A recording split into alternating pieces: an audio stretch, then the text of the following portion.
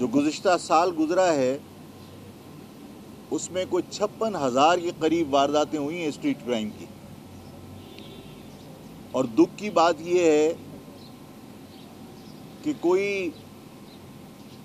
1 लाख कोई 26-28 अरब रुपया सिंध पुलिस को हमारे टैक्सों से दिया जाता है। और इतनी खतीर रकम लेने के बावजूद ये 126 अरब रुपया कोई दरख्तों से नहीं उगता। हम अपने खून पसीने की कमाई से टैक्स देते हैं सिंध गवर्नमेंट को, टैक्स देते हैं हम फेडरल गवर्नमेंट को। और ये टैक्स से ये अरबों रुपया पुलिस को दिया जाता है इस शहर के लोगों, शहरियों की हिफाजत के लिए। और शहरियों की हिफाजत की बजाय जब इस शहर का पुलिस चीफ अवाम को ये मशवरा दे कि मोबाइल छीनने के लिए जब डाकू आते हैं तो मज़ाहमत न की जाए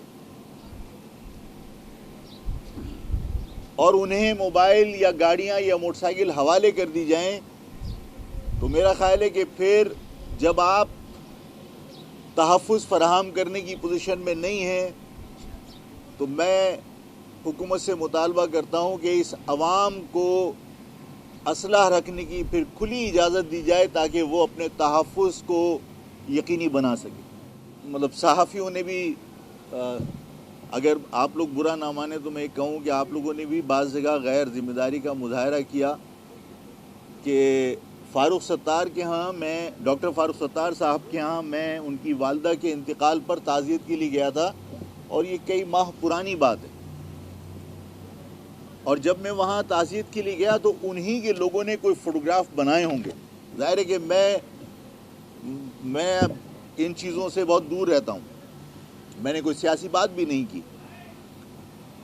आज वो फ़ोटोग्राफ चलाकर ये बताया गया कि आफाक अहमद फ़ारूक सत्तार के यहाँ पहुँच गए और इस मर्जर के मुतालिक बात हुई।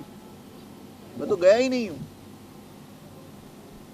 और ये खबरें सोशल मीडिया पे सिर्फ नहीं चली बल्कि ये खबरें बाकायदा सहाफ़ियों को दी गई और सहाफ़ियों ने उसकी तस्दीक किए बगैर कई चैनल्स के ऊपर बिपर्स भी चलाए और उन्होंने खबरें चला दी।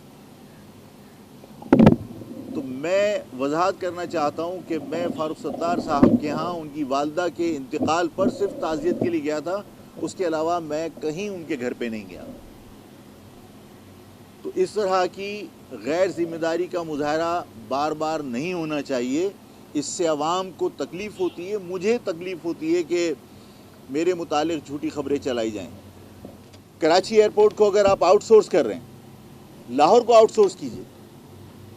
लाहौर की हर चीज़ आप महफूज रखना चाहते हैं, पंजाब की हर चीज़ को आप महफूज रखना चाहते हैं, कराची की चीज़ लावारिसों की तरह आप जब चाहते हैं, कभी पोर्ट आपने किसी को दे दिया, कभी आप स्टील मिल किसी को बेचने के चक्कर में लगे हुए, कभी आपने कराची एयरपोर्ट आउटसोर्स करने का बिड आपने मांग ली।